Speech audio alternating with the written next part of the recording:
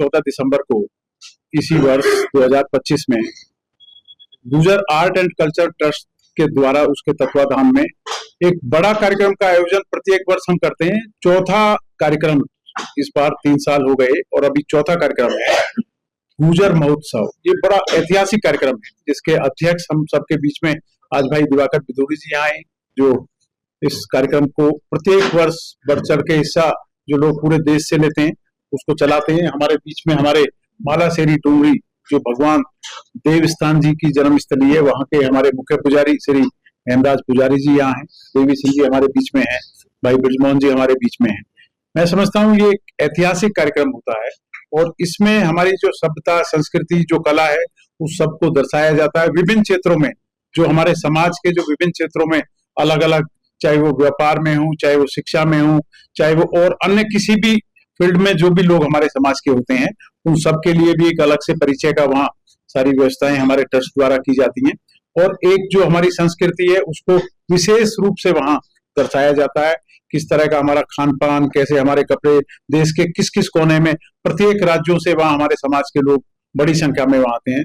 क्योंकि हमारे समाज के लोग हिंदू धर्म में भी हैं, सिख धर्म में भी हैं, मुस्लिम में भी हैं, सभी धर्मों में, तीनों धर्मों में विशेष रूप से बड़ी संख्या में लोग पंजाब से वहाँ लोग आते हैं, जम्मू कश्मीर से वहाँ लोग आते हैं, अन्य जो राज्य हैं वो हमारा चाहे राजस्थान से बड़ी संख्या में हमारे स्टेट से लोग वहाँ जाते हैं।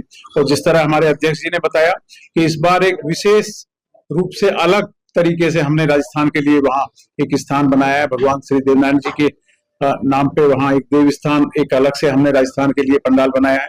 उसमें राजस्थान की जो विशेष जो अलग एक संस्कृति है उसको वहाँ हम दर्शाएंगे, लोगों से परिचय कराएंगे। और देश के एक एक कोने से, प्रत्येक राज्य से बड़ी संख्या में लोग वहाँ आते हैं। पिछले दिनों अभी दिवाकर भाई ने बताया कि लगभग 20 लाख के आसपास लोग आए और मुझे पूरी उम्मीद है कि जिस तरह का रिस्पॉन्स जहां जहां जिस जिस देश के राज्य में हम जाके वहां की जाके हम प्रेस कॉन्फ्रेंस कर रहे हैं, लोगों से मिल रहे हैं, बातचीत कर रहे हैं, भाई दिवाकर जी हमारे बहुत जुझारू साथी हैं, तो इस बार वो संख्या 20 से और ऊपर बढ़ के आएगी।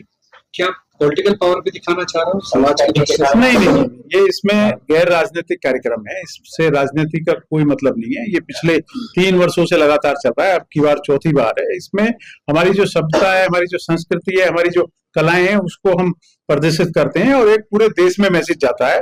और इसमें इस कार्यक्रम में हमारे गुर्जर समाज के साथ साथ बड़ी संख्या में दूसरे समाज के लोग भी इस कार्यक्रम को देखने के लिए आते हैं। वो हमारी चीजों को जानते हैं, हमारे अंदर तक जाते हैं कि किस तरह की हमारी खान पान है, किस तरह की हमारी संस्कृति है, कैसी हमारी कलाएं हैं।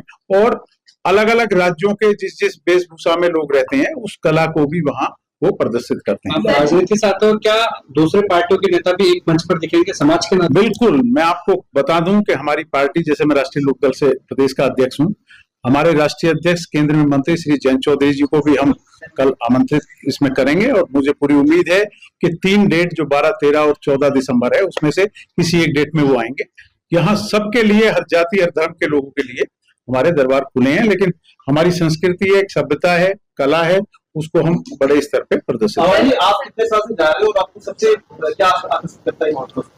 देखिए, मैं तो लगातार, क्योंकि दिवाकर भाई मेरे कॉलेज के दोस्त हैं, 37 साल 38 साल हो गए हमको साथ रहते हुए, और आप जी जान के साथ में लगे हुए हैं। पूरे प्रदेश, देश के एक एक प्रदेश में जा रहे हैं, वहाँ की जो राजधानी है वहां जाके प्रेस कॉन्फ्रेंस करते हैं। वहाँ जो हमारी जो सभ्यता है, जो हमारा खासकर एक पहनावा है, रहन सहन है, जिस तरह का हमारा कल्चर है, उसका जो प्रदर्शित वहां होता है। आप देखेंगे जैसे एनसीआर का थोड़ा सा अलग कल्चर है। एनसीआर में आप देखेंगे तो वहां जैसे हमारी बहनें हैं, महिलाएं बहनें, तो वो अपने सोने के आभूषण, कुछ हमारी बुजुर्ग महिलाएं जो चांदी के कड़े और इस तरह की चीजें, तो एक अलग ही अपने आप में मैं समझता हूँ कि एक अलग ही संदेश जाता है।